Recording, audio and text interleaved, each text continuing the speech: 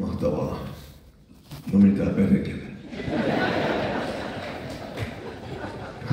Tuommoisen laulun jälkeen, kun näkee tuollaisen, niin kysytään pelästyä.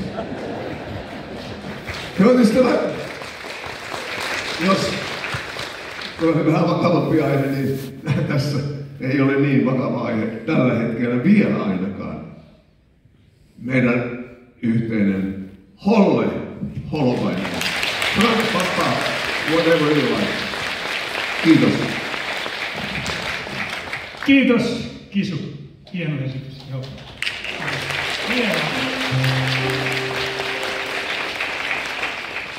Ja silloin kun tuo äskeinen kappale oli Suomen listoilla ja kärkipäässä, niin oli myös samana vuonna 1974 eräs toinen kappale. Se oli sellainen kappale, josta ihmiset ihmettelivät kovasti, että kun en minä saa noista sanoista mitään selvää. Mitä se oikein laulaa? Ja se on pakko kai teille kertoa, mitä hän laulaa. Kappaleen nimi oli Friduna Skikuna.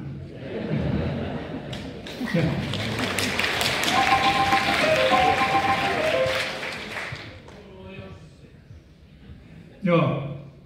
Kukaan ei tietenkään muista niitä sanoja, jos on muistanut, ei osaa niitä vieläkään. Joten nyt kynät ja paperit ja kännykät ja kaikki esiin tallennusvälineet, niin minä lausun teille yhden säkeistä. Eka säkeistä menee näin. Sulla. Joo. Preitsi Michel Mama Lookistra.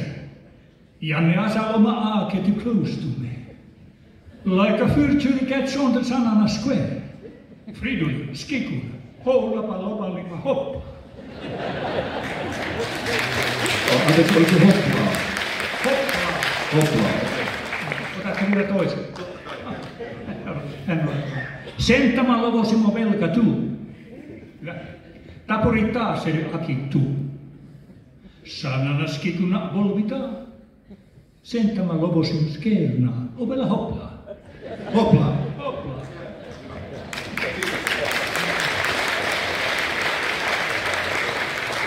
Näin sen on vahtimestari, kun lähdette pois tätä, niin tarkistaa te joudutte laulamaan sen Friduna Skikuna. Ja nyt hei, Hulluys-yhtye teki silloin aikoinaan tämän tyyppisiä kappaleita, mutta teki myös sellaisia kappaleita, jossa otettiin esille tämä meidän suomalaisten kaipuu, hirmuinen kaipuu menneeseen aikaan.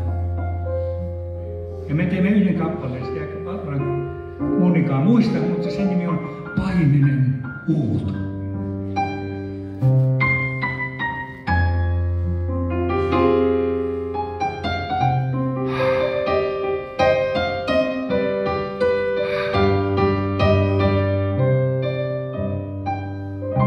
En muista aikaa, jok mennyt on. En muista taikaa, lapsuuden kotimökki Harrimaa jäi unholaan ja kyynel silmin muista en.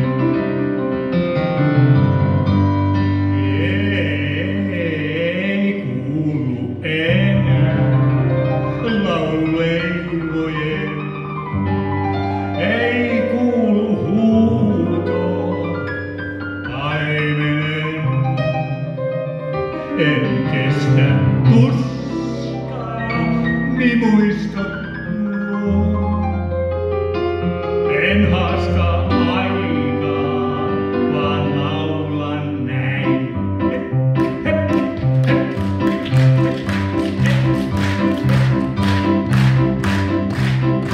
Kuolialalla mä tässä nyt laulelen. Olin PR-päällikö mainostoimistojen. Olen iloinen ja silloin ja kiveloinen kiloinen ja kuuntelen sieltä panna alle 100 kiloinen PG-rassia muutamaan vassin. Hei! Kuolialalla mä tässä nyt laulelen. Olin PR-päällikö mainostoimistojen. Olen iloinen ja silloin kuuntelen sieltä varmaan alle 100 kiloinen GT-rassi ja ulkomaan passi.